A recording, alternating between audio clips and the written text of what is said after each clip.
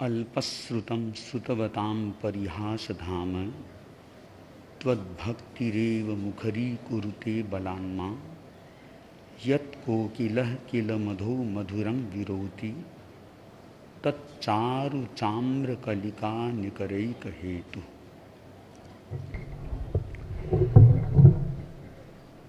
तीर्थंकर भगवान महावीर को वंदना। तीर्थंकर के प्रतिनिधि जीवन नैया के कर्णधार परम श्रद्धेय गुरुदेव के चरणों में भक्ति भरा नमन। समुपस्थित जैन विद्या कार्यशाला के संभागीगण तथा अन्य श्रोताओं,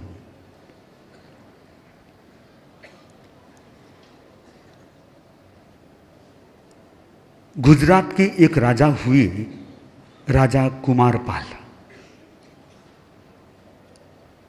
जिन शासन के एक आचार्य हुए, आचार्य हेमचंद्र। आचार्य हेमचंद्र ने गुजरात के राजा कुमारपाल को प्रतिबोधित किया और वे कुमारपाल राजा हेमचंद्राचार्य के द्वारा इतने प्रभावित हुए कि वे स्वयं जैन धर्म को स्वीकार करने के लिए समुद्यत हो गए। आखिर जब उन्होंने बोल दिया कि मैं जैन धर्म का अनुयायी बनना चाहता हूं, तो उनको उस रूप में बना दिया। कालांतर में एक घटना घटित होती है। कुमारपाल राजा गुजरात में ही थे और जो संत होते हैं वे तो परिभ्रमणशील होते हैं। हेमचंद्राचार्य वहां से विहार करके अन्यत्र पधार जाते हैं। पीछे एक शैव धर्म का आचार्य, शिव को मानने वाले शैव धर्म के आचार्य वहां पर पधारे और उन्होंने यह जाना कि कुमारपाल का आकर्षण जैन धर्म में हो गया है। तत्काल उन्होंने सोचा कि इस मामले को तो समाप्त करने में ही फायदा है, व्यक्ति को नहीं, विचार को। उन्होंने कुमारपाल राजा को अपने पास में बुलाया और कुमारपाल राजा को उन्होंने अपनी ओर से एक प्रयास किया कि ये वापिस शैव बन जाए, और यही हुआ। वे अपने कार्य में सफल हो गए। उन्होंने वापिस राजा कुमारपाल को शैव बना दिया। और वो भी कैसे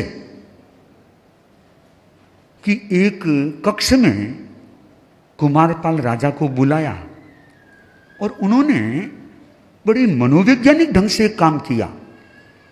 प्राचीन समय में कुछ ऐसी लब्धियां होती थी, उन लब्धियों के आधार पर व्यक्ति को आकृष्ट किया जाता था।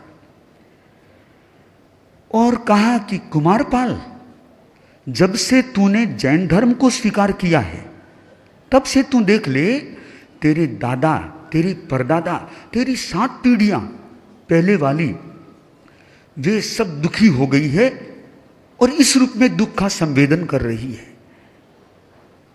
और साक्षात कुमारपाल को यह दिखा दिया हेमचंद्राचार्य ने कि देख तेरी पीढ़ियां। शैव आचार्य ने, शिव धर्म के आचार्य ने यह दिखा दिया कि ये देख ले, तेरी इतनी पीढ़ियां क्या क्या किस रूप में दुखी हो रही है। कुमारपाल भी उस दृश्य को देख करके आश्चर्य में पड़ गया। अरे, मुझे जैन धर्म को स्वीकार नहीं करना चाहिए। और उन्होंने पुनः शैव धर्म को स्वीकार कर लिया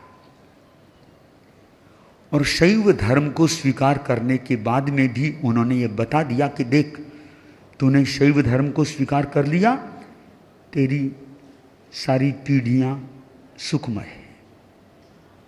ठीक है, बड़ा आश्चर्य हुआ। और कालांतर में जब हेमचंद्राचार्य ने यह बात सुनी कि कुमारपाल पुनः शैव बन गया है और हेमचंद्राचार्य का पुनः गुजरात में पदार्पण हुआ,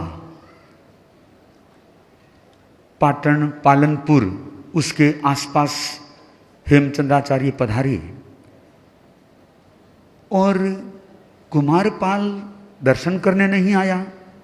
हेमचंद्राचार्य आए और कुमारपाल न आए, ये तो बहुत ही मुश्किल होता है। कुमारपाल पृथ्वीराज स्वामी का संसार बख्शी पुत्र नहीं, गुजरात का नरेश।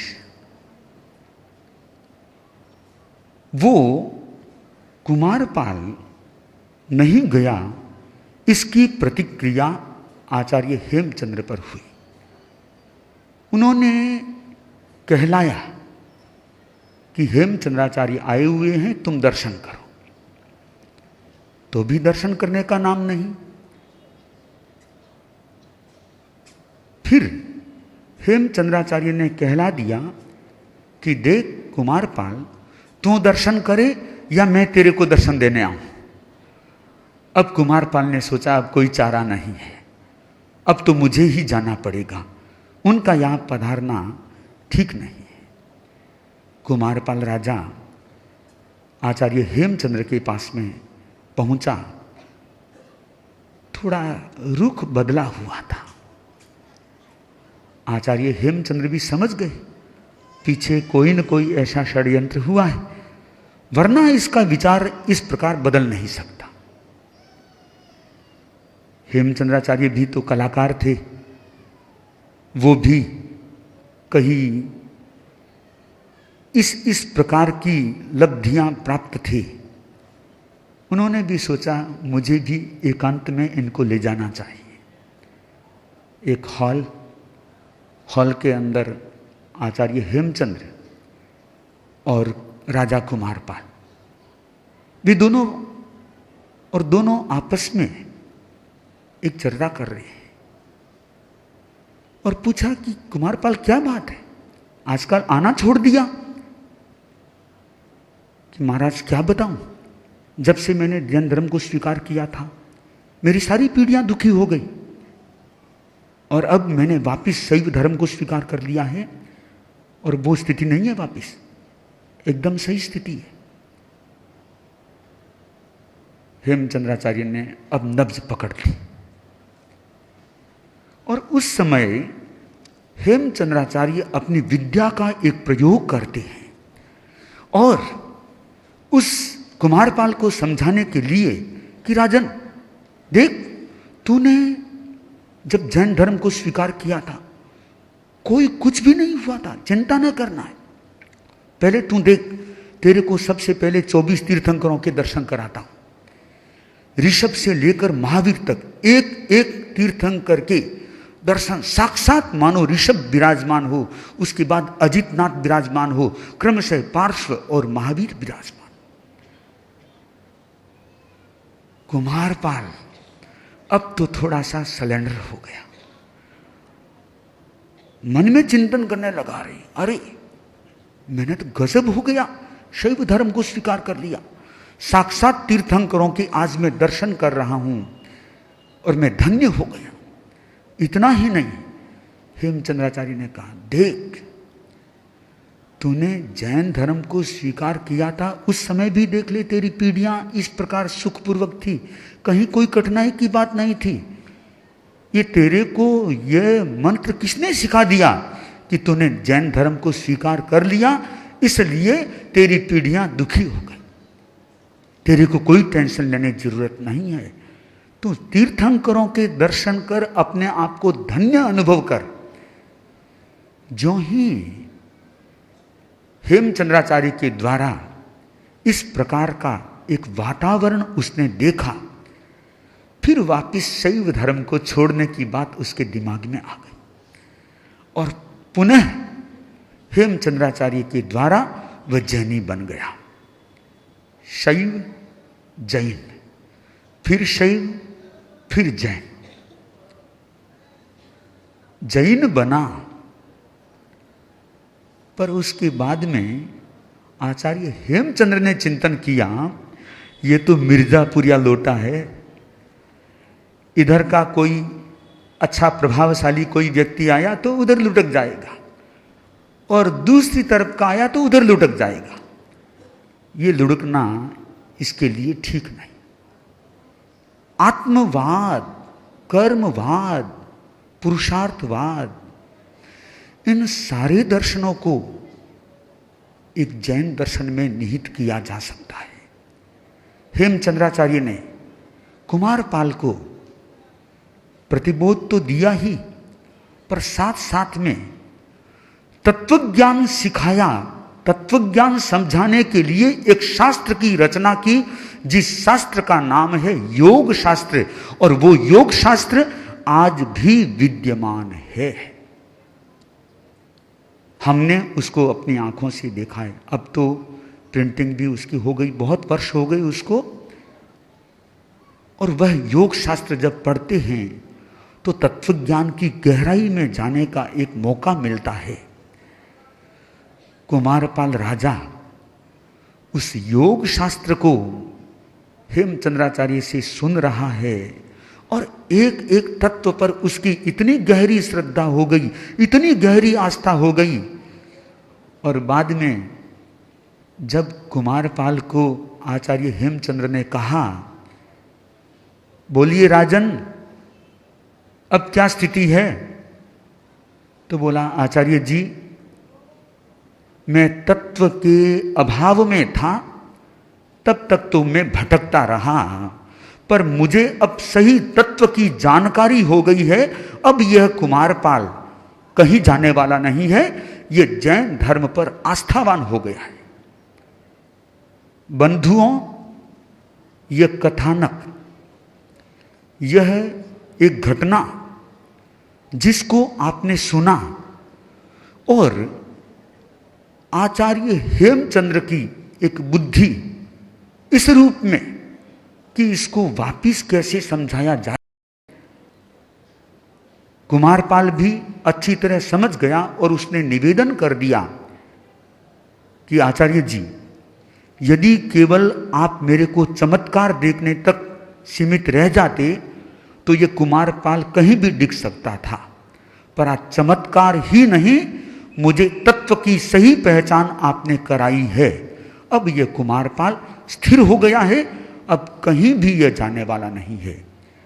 और आपको भी यह सुन करके बड़ा हर्ष होगा कि कुमारपाल राजा उस सिद्धांत को समझने के बाद में वह स्थिर हो गया, कहीं भी डामाडोल की स्थिति में नहीं रहा। आप लोग जैन धर्म में जन्म ले चुके हैं, अर्थात जैन परिवार में जन्म ले गए, और हमने भी जैन परिवार में जन्म लिया। जैन परिवार में जन्म लेने मात्र से कोई भी अपने धर्म को सुरक्षित नहीं रख सकता। उसकी सुरक्षा के लिए जरूरी है तत्वज्ञान, और वह तत्वज्ञान जब तक समझ में नहीं आता है, व्यक्ति अपनी श्रद्धा को एकदम स्थिर नहीं कर सकता है। हालांकि ये भी फैक्ट है, श्रद्धा के लिए तत्वज्ञान को एकदम डीपली समझना कोई जरूरी नहीं होता है। फिर भी जब तक तत्वज्ञान का थोड़ा बहुत नॉलेज नहीं होता है, भटकने का बहुत चांस हो जाता है। इसलिए जरूरी है कि कम से कम थोड़े रूप में तत्वज्ञान को अवश्य जानें। यदि आप तत्वज्ञान को इस चातुर्मास में नहीं जानेंगे तो कब जानेंगे? अभी यदि आपकी तत्वज्ञान के प्रति आंख नहीं खुली तो कब खुलेगी? इसलिए जरूरी है तत्वज्ञान को जानना। अब आपको मुझे यह बताने की अपेक्षा नहीं कि तत्वज्ञान क्यों जानना चाहिए। तत्वज्ञान इसलिए जानना चाहिए कि अपन अपनी श्रद्धा में मजबूत हो सकें। तत्वज्ञान इसलिए जानना चाहिए कि हम आत्मा और शरीर के भेद को जान सकें। तत्वज्ञान इसलिए जानना चाहिए कि हम कर्मवाद को जान सकें। तत्वज्ञान इसलिए जानना चाहिए कि चेतन और अचेतन के भेद को जान सकें।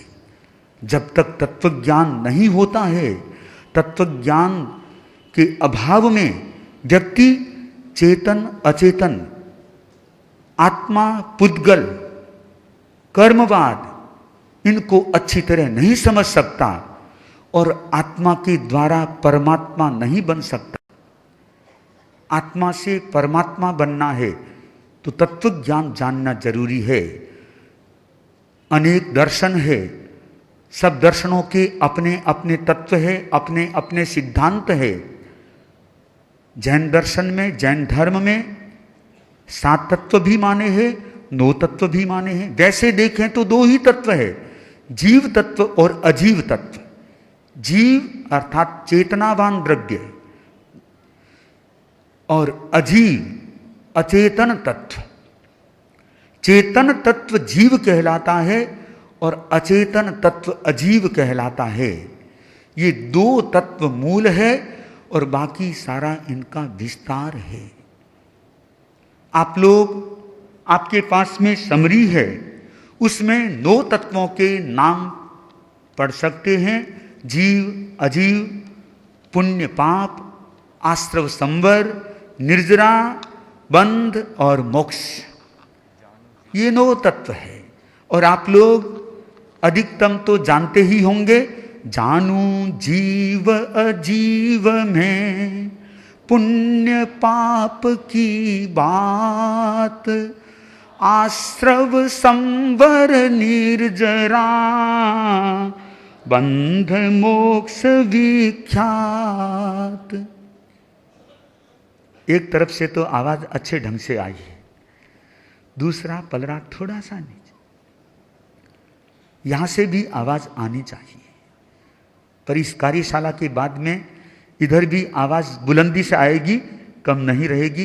ये मेरा आत्मविश्वास है और मेरे आत्मविश्वास को आप जरूर सही करेंगे। 9 तत्वों में कुछ जोड़े हैं और जोड़ों से बात बहुत अच्छी तरह समझ ली जाती है। जीव है तो इसका अपोजिट अजीव भी है, पुण्य है तो इसका अपोजिट पाप भी है, आश्रव है तो उसका अपोजिट संवर भी है और बंध है तो उसका अपोजिट मोक्ष भी है। निर्जरा को एक संवर में ही साथ में जोड़ लिया जाए, क्योंकि आश्रव, संवर और निर्जरा इन तीनों की चर्चा बहुधा होती ही रहती है। आश्रव और संवर के विषय में आप इतना सा जान लें कि आश्रवो भव हेतु स्यात्, संवरो मोक्ष कारणम। आश्रव है वह भव भ्रमण का हेतु है और संवर है वह मोक्ष का कारण है। निर्जरा को इसके साथ ही समझ लेना चाहिए। निर्जरा एक ऐसा तत्व है जो व्यक्ति को आंशिक उज्जवल बनाता है। आत्मा की आंशिक उज्ज्वलता निर्जरा है, आत्मा की संपूर्ण उज्ज्वलता मोक्ष है। निर्जरा आंशिक उज्ज्वलता है और मोक्ष संपूर्ण उज्ज्वलता है। ये तो आपको केवल छोटे छोटे रूप में 9 तत्वों से एक परिचय कराया है। मुनि योगेश जी ने कहा कि इनको इतनी गहराई में ले जाओ कि ये 9 तत्वों को अच्छी तरह समझ सकें। ज़्यादा गहराई में ले जाऊंगा तो फिर वे तत्वों को तो समझे कि नहीं समझेंगे, नींद को जरूर समझ लेंगे। मुझे इतनी गहराई में नहीं ले जाना है, पर जो इसका मूल बेसिक है इतना तो आपको जानना ही पड़ेगा। और मेरा विश्वास है आज आप लोग इस बात को जानेंगे ही जानेंगे। आपसे प्रश्न है, आप जीव है या अजीव है? जीव है। क्यों? कि भीतर में चेतना है, तभी आपने उत्तर दिया है और तभी मैंने पूछा है। मैं नहीं पूछता, आप उत्तर नहीं दे पाते। कम से कम यह पता चल जाए कि कौन जीव है कौन अजीव है।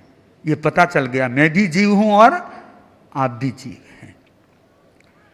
अजीव, जड़, मैं इस बुक से पूछूंगा जीव है या अजीव है? आप तो बोल देंगे पर यह नहीं बोलेगी। जिसमें चेतना होती है, बोले या नहीं बोले 2 नंबर की बात है। एक पृथ्वी काय का जीव, एक अपकाय का जीव, तेजस, वायु और वनस्पति काय का जीव, वह बोलता नहीं है, फिर भी भीतर में उसको अनुभूति होती है, क्योंकि उसमें चेतना है। जिसमें चेतना होती है उसको अनुभूति अवश्य होती है। तो चेतनावान पदार्थ है वह जीव है और अचेतन पदार्थ जितने भी है वे अजीव है। आप इसकी खोज इस पंडाल में ही कर सकते हैं। अपन सारे जीव तत्वों में आते हैं और जितना भी दृश्य जगत है वह सारा अजीव है। और दृश्य जगत के सिवाय भी अजीव का बहुत हिस्सा रह जाता है जो अपनी आंखों से नहीं देख पाते हैं। क्यों? कि वो अमूर्त भी है। आप धर्मास्तिकाय को जानेंगे, अधर्मास्तिकाय को जानेंगे, ये सब अजीव है, फिर भी अपनी आंखों से इनको नहीं देख सकते हैं। तो जीव और अजीव इन दोनों में मूलभूत जो अंतर है वो मूर्त अमूर्त का नहीं है। मूलभूत अंतर है, एक चेतन है एक अचेतन है। चेतन अचेतन के आधार पर दोनों का भेद प्रकट किया जाता है, न कि मूर्त अमूर्त रूप में। यदि मूर्त अमूर्त मानेंगे तो मूर्त में केवल पुद्गल है। जितना दृश्य जगत है वो ही पुद्गल है, वो ही मूर्त है। इसके सिवाय अमूर्त जगत है, अमूर्त, जिसमें चेतन भी आ जाते हैं अचेतन भी आ जाते हैं। इसलिए मूर्त अमूर्त यह परिभाषा नहीं बनेगी जीव अजीव की। जो चेतनावान है वह जीव है, जिसमें चेतना नहीं है वो अजीव है। 2 तत्वों को तो आप लोग अच्छी तरह समझ लिए होंगे। मूर्त का मतलब रूपी, जो दिख सकता है। अमूर्त का मतलब अरूपी, जो दिखता नहीं है। ये मूर्त अमूर्त में अंतर है। पुण्य और पाप, आप लोगों को इस विषय में ज्यादा बताने की जरूरत नहीं है, क्योंकि आप कई बार तो पुण्य का संवेदन करते हैं, कई बार पाप का संवेदन करते हैं। जब बुखार आ जाती है या कोई एक्सीडेंट हो जाता है या कोई ठोकर लग जाती है, उस समय दुख का संवेदन करते हैं। उसके पीछे किसका हाथ है? पाप का हाथ है। और जब आप सुख का संवेदन करते हैं उसके पीछे किसका हाथ है?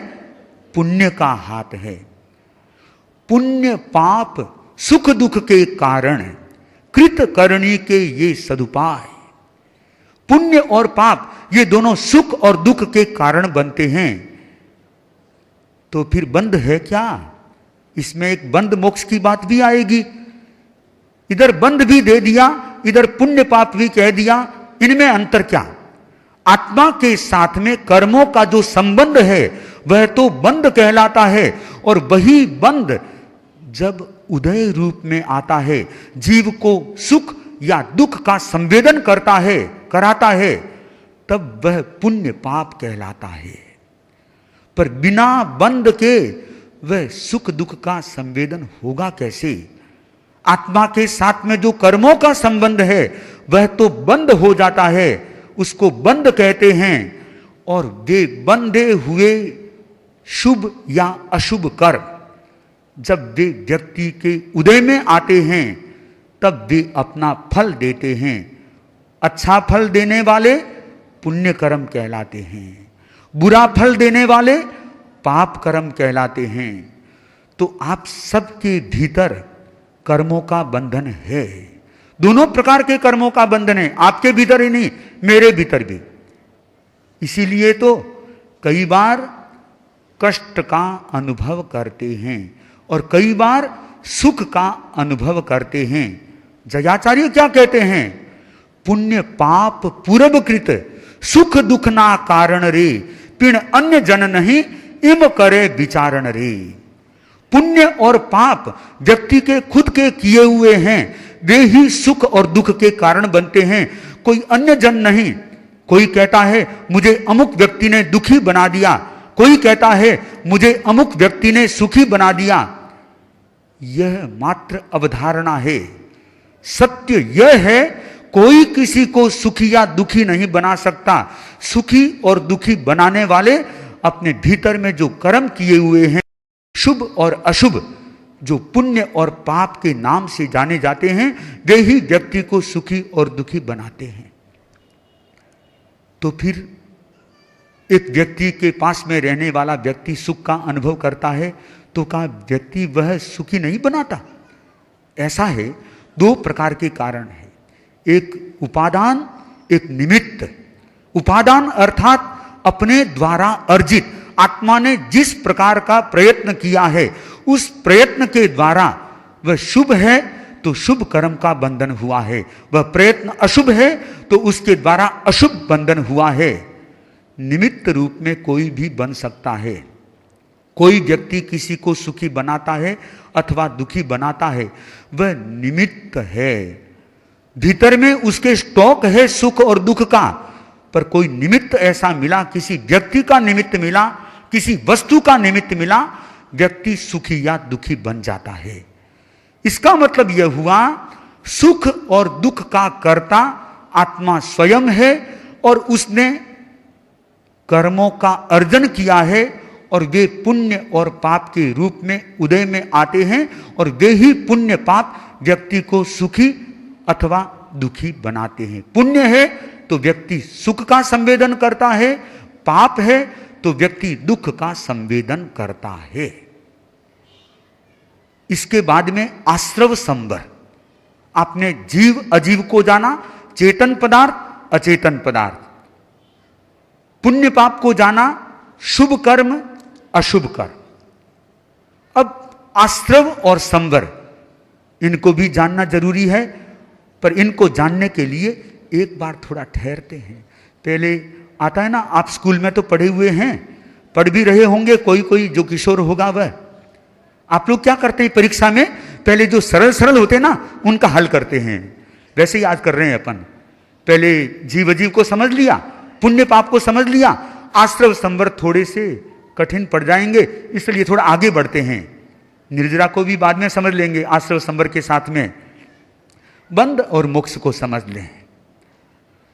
आत्मा और कर्मों का संबंध, यह तो हुआ बंध, और आत्मा और कर्मों का अलग हो जाना, यह है मोक्ष। अर्थात कर्म युक्त आत्मा बंधी हुई है और कर्म मुक्त आत्मा मोक्ष है। बंधन और मोक्ष को समझना ज्यादा कठिन नहीं है। आप लोग अपने मन में जो अवधारणा है कि इन दो तत्वों को समझना तो बहुत ही डिफिकल्ट है, कुछ भी नहीं है, कितने सरल है, आप लोग आसानी से समझ रहे हैं। बंध का मतलब आत्मा के साथ में कर्मों का संबंध हो जाना। मोक्ष का मतलब आत्मा से सारे कर्म विलग हो जाना, अलग हो जाना। यह बंध और मोक्ष में अंतर है। अब इसको आप लोग मोक्ष का अनुभव कैसे कर सकते हैं? बंध का तो अनुभव आपने बहुत किया है, हम भी कर रहे हैं। मोक्ष का अनुभव कैसे कर सकते हैं? आप लोग चाहते होंगे हम मोक्ष का भी अनुभव करें, पर आपको पता है जब तक मोक्ष का अनुभव नहीं करते हैं तब तक बंध का अनुभव कर रहे हैं। और एक बार भी आपने मोक्ष का शाश्वत रूप में अनुभव कर लिया तो फिर आपको बंध का अनुभव करने का मौका ही नहीं मिलेगा। न आपको पुण्य पाप का फिर अनुभव होगा, न आश्रव, न संवर, न निर्जरा, किसी की अपेक्षा नहीं। मात्र एक मोक्ष मिल जाता है, सब कर्मों से छुटकारा हो जाता है, उसका नाम है मोक्ष। मोक्ष का अनुभव करने के बाद में व्यक्ति पुनः संसार में नहीं आता। इसकी वजह क्या? वजह यही है कि वह आत्मा कर्मों से मुक्त हो गई, कर्म को छोड़ दिया। जो आत्मा कर्मों से मुक्त हो गई, जिसके पास कर्म है ही नहीं, तो फिर वो खींचेगा किसको? कर्म कर्म को खींचता है। सकर्मा आत्मा, कर्म युक्त आत्मा कर्म का बंधन करती है।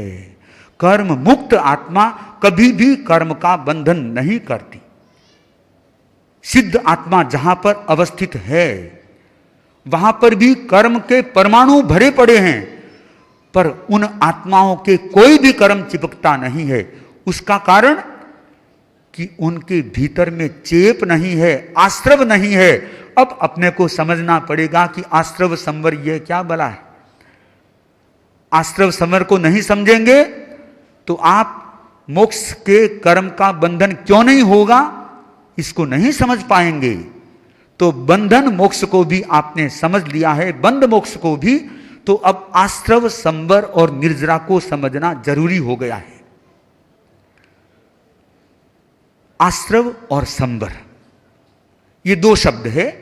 आपको मैंने बताया कि आश्रव है वह भव भ्रमण का कारण बनता है, संवर है वह मोक्ष का कारण बनता है। आश्रव अर्थात कर्मों के आने का दरवाजा, कर्मों के आने का द्वार। और संवर क्या है? उस दरवाजे को रोक देना, यह संवर है। अपनी आत्मा वही आश्रव है, अपनी आत्मा वही संवर है। आत्मा कोई भी प्रवृत्ति करती है, मानसिक रूप में, वाचिक रूप में या कायिक रूप में, शारीरिक रूप में, किसी भी रूप में वह करती है। अच्छी प्रवृत्ति करती है तो वह अच्छे कर्मों का द्वार बनती है। बुरी प्रवृत्ति करती है तो बुरे कर्मों का द्वार बनती है। आश्रव है वह द्वार है। सभा भवन खुला है, कमरे खुले हैं, आदमी भी आते हैं, कचरा भी आता है। ये क्या है? आश्रव है। वैसे ही आत्मा के द्वार खुले हैं, शुभ और अशुभ दोनों प्रकार के द्वार खुले हैं। तो जिस प्रकार की प्रवृत्ति होती है उस प्रकार का आत्मा के साथ में बंधन हो जाता है। शुभ कर्मों का बंधन होता है, वह बंधन आश्रव नहीं है। अशुभ कर्म आते हैं, वे अशुभ कर्म आश्रव नहीं है। न शुभ कर्म आश्रव है, न अशुभ कर्म आश्रव है। शुभ और अशुभ करने का, शुभ और अशुभ कर्म बंधन में आते हैं, आत्मा के साथ में चिपकते हैं। उनका जो द्वार है उसका नाम आश्रव है। तो आश्रव को आप अच्छी तरह समझ लें, कर्मों के आने का द्वार है, न कि कर्म। आप लोगों से प्रश्न करना चाहूंगा कि दरवाजे हैं, दरवाजे और दरवाजा और आदमी एक या दो? उत्तर देंगे आप? दो है ना? दो क्यों है? दरवाजा अलग है, आदमी अलग है। आदमी उसमें प्रविष्ट होता है, दरवाजा तो दरवाजा है। वैसे ही कर्म आत्मा में प्रविष्ट होता है और कर्म के आने का द्वार है, वह आश्रव है। तो आश्रव और संवर को आप इस रूप में समझें। आश्रव कर्मों का कर्ता है, कर्म आने का द्वार है, और संवर है उस द्वार को रोक देना। दरवाजे को बंद कर लेंगे तो फिर भीतर में कोई भी आदमी प्रवेश नहीं कर पाएगा। वैसे ही आत्मा के दरवाजे को रोक दिया, जो आश्रव का दरवाजा खुला था उसको रोक दिया, फिर कर्म प्रवेश भीतर में नहीं होगा। बस यही आश्रव और संवर में अंतर है। जीव और अजीव, चेतनावान द्रव्य जीव है, अचेतन द्रव्य अजीव है। पुण्य और पाप ये अचेतन है, पर आत्मा के साथ में संबंध रखने वाले हैं। शुभ कर्म और अशुभ कर्म के रूप में है। बंध और मोक्ष आत्मा के साथ में कर्मों का संबंध होना बंध है, और आत्मा कर्मों से खाली हो जाती है, उसका नाम मोक्ष है। आश्रव और संवर कर्मों का कर्ता, कर्मों के आने का द्वार है, उसका नाम आश्रव है, और उस द्वार को रोक देना, बंद कर लेना, इसका नाम संवर है। अर्थात बाहर से कर्मों को भीतर में नहीं आने देना। और निर्जरा यह एक अलग रह गई, इसके बिना काम नहीं चलेगा। अभी तो अपने को इसका ही सहारा लेना पड़ेगा। संवर तो कभी कभी करते होंगे आप, और निर्जरा तो प्रतिपल कर सकते हैं। आप जितने भी शुभ भावों में है, शुभ योग में है, शुभ प्रवृत्ति में है, उसके द्वारा निर्जरा होती है। और उस शुभ प्रवृत्ति के द्वारा दो कार्य होते हैं। शुभ योग से निर्जरा भी होती है, और शुभ योग के द्वारा पुण्य का भी बंध होता है। क्योंकि शुभ प्रवृत्ति करेंगे तो भीतर में पापों की निर्जरा होगी, और शुभ कर्म है वे आत्मा के साथ चिपक जाएंगे।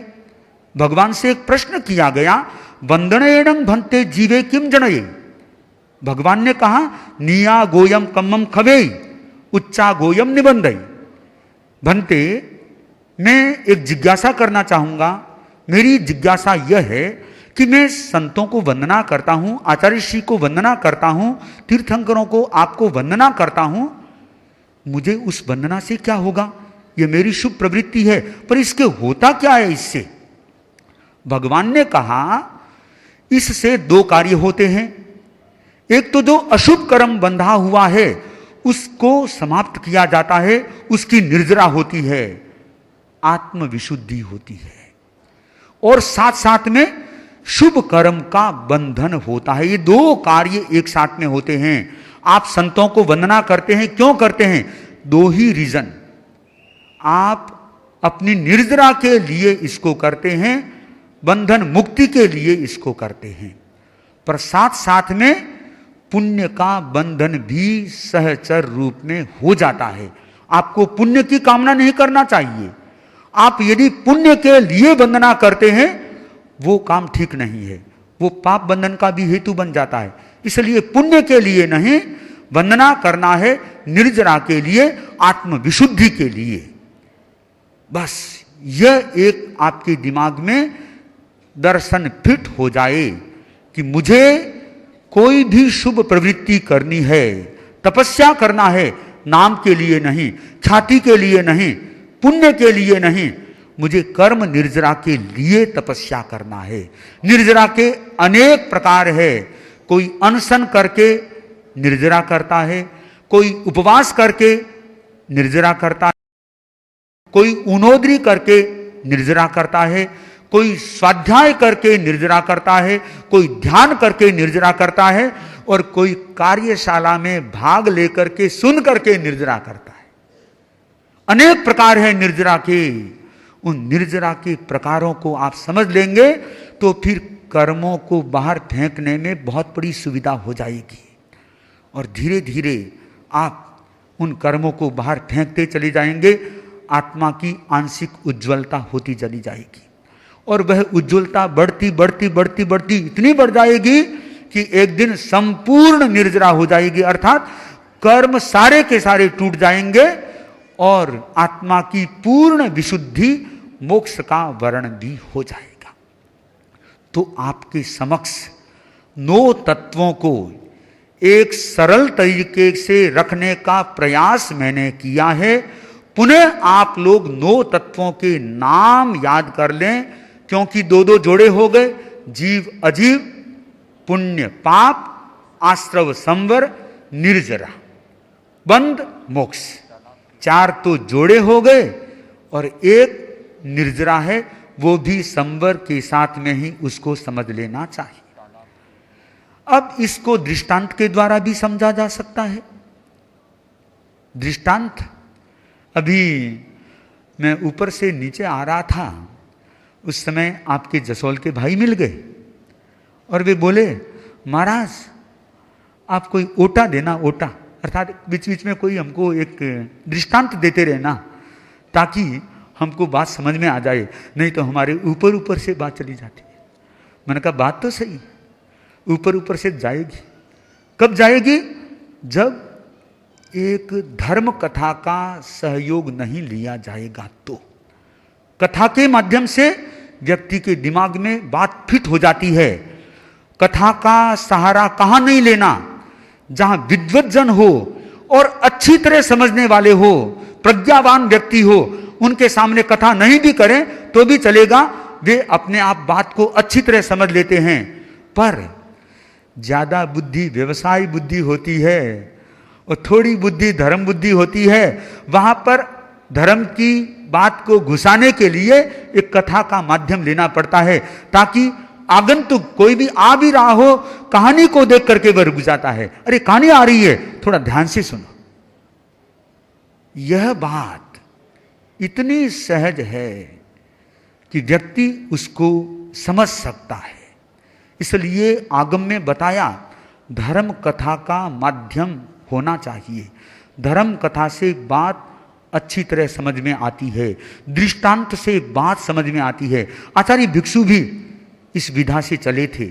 उन्होंने भी 9 तत्वों को समझाने के लिए एक दृष्टांत दे दिया, बहुत जोरदार का दृष्टांत दिया, एकदम इजीली समझा जा सकता है। वैसे वो दृष्टांत आज और आधुनिक ढंग से उसको प्रस्तुत किया जा सकता है, पर स्वामी जी का जब मैंने एक आपको बात कह दी तो स्वामी जी के दृष्टांत को यहां समझाना ज्यादा अच्छा है। आप लोग स्वामी जी के भक्त हैं और स्वामी जी की बातों पर आपको बहुत ज्यादा श्रद्धा है। स्वामी जी पर तो श्रद्धा है ही, उनकी बातों पर भी आपको श्रद्धा होती है। जीव, आचार्य भिक्षु कहते हैं एक तालाब है, उस तालाब को जीव मान लो। दृष्टांत है, दृष्टांत में तो कोई भी बात कही जा सकती है। मैं कहूंगा इस कॉपी को जीव मान लो, आप कहेंगे महाराज अभी तो आप बता रहे थे ये कॉपी अजीब है और अभी आपने बोल दिया ये जीव है। अरे दृष्टांत है, मान लो। तो फिर आप कहेंगे हम भी दूसरी दूसरी चीजें मान लेंगे, फिर आप उसको मान लोगे? ऐसा नहीं, न तो आपको दूसरी चीज माननी है, केवल दृष्टांत की भाषा में आपको समझना है। और हां या ना यह भी नहीं, केवल अभी तो मानने की बात आ रही है, एक बराबर की बात कि जीव अजीव पुण्य पाप आश्रव संवर निद्रा बंध और मोक्ष, इनको कैसे समझें? एक तालाब है, तालाब के सिवाय अतालाब है, तालाब से पानी निकलता है, तालाब के अंदर पानी रास्ते से आता है, तालाब के रास्ते को रोका भी जाता है,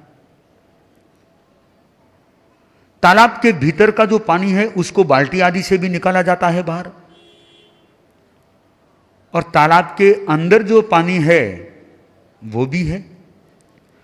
और कई बार आप लोग तालाब को खाली भी देखते होंगे।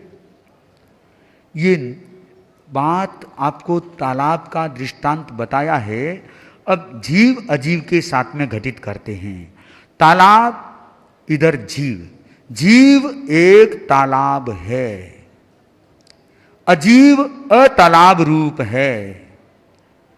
पुण्य और पाप बाहर निकलते हुए पानी के समान है, क्योंकि आपको पहले बताया था कि भीतर में जो कर्म है वो उदय में आते हैं तब व्यक्ति को सुख और दुख देते हैं, उसके बिना कुछ भी नहीं होता है। जब तक वे अंदर रहते हैं तब तक उनको सुख या दुख का संवेदन नहीं होता है। कोई भी प्राणी हो जिसने कर्म को बांधा है वह जब तक उदय में नहीं आता है तब तक उसके सुख और दुख का निमित्त नहीं बनता। तो बाहर निकलते हुए पानी के समान है पुण्य और पाप। आश्रव है वह तालाब का नाला है, आने का द्वार है। संवर तालाब के नाले को रोक देना यह संवर है। तालाब के भीतर के पानी को बाल्टी आदि से बाहर निकालना यह निर्जरा है। तालाब के भीतर का पानी बंद है और सूखा तालाब मोक्ष है। यह एक दृष्टांत की भाषा में आचार्य भिक्षु ने एक बात कही, 9 तत्वों का सरलीकरण किया। इसको आपने भी समझा है। अब आप लोगों ने मेरे को सुन तो लिया है, पर मैं भी आपको सुनना चाहता हूं। पर मेरा आपसे रहेगा यह निवेदन, आवेदन कि आप प्रश्न करेंगे, पर जो संभागी है वे प्रश्न करें, इस विषय को और स्पष्ट करें। कहीं भी आपके दिमाग के किसी भी कोने में कोई भी जिज्ञासा रह गई हो, उस जिज्ञासा को यहाँ प्रस्तुत करेंगे तो आपको इन तत्वों के बारे में और अच्छी तरह जानकारी हो सकेगी। ओम